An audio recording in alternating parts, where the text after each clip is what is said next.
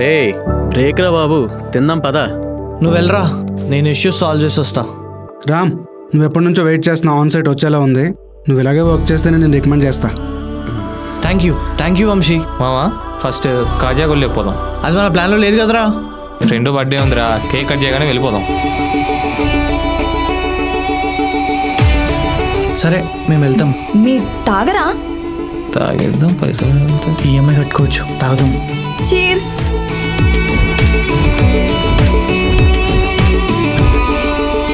I think I love you.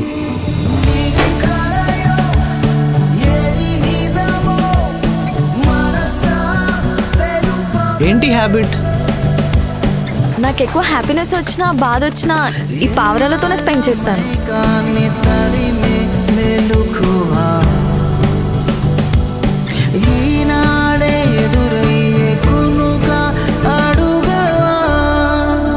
నువ్వు కిందున్నా చెప్పొచ్చు నువ్వు వస్తున్నావు అని, అంత పర్ఫ్యూమ్ కొట్టినావు. అచ్చా, అయితే ఏ ఫ్లేవర్ చెప్పు. రోజ్. రామ్, తాగుదామా?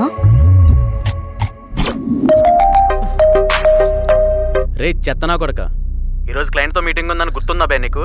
ఆ మేనేజర్ గారు నన్ను సాగుతోపుతున్నాడు, వాడెక్కడ అని. ఆన్ సైట్ అని అరవడం కాదు, పని చేయాలి దానికోసం. కొంచెం కూడా రెస్పాన్సిబిలిటీ లేదు. ఎట్టిపోతుంది నీ ఫోకస్ ఈ మధ్య? ఇలా అయితే ఆన్ సైట్ కాదు, లే ఆఫ్ అవుతావు. అది అవ్వకుండా చూసుకో.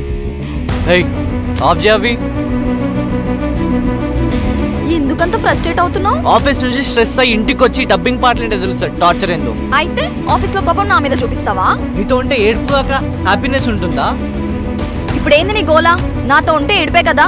అవసరం లేదు, వెళ్ళిపోతా నీ ఇంట్లో నుంచి, కాదు నీ లైఫ్ లో నుంచి.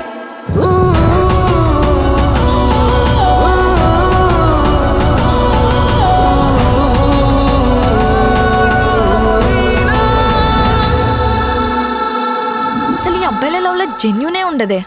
గ్రాంటెడ్గా తీసుకుంటారు మనల్ని. పడిపోయిందిగా పడుంటారులే అని. లవ్ లేదు.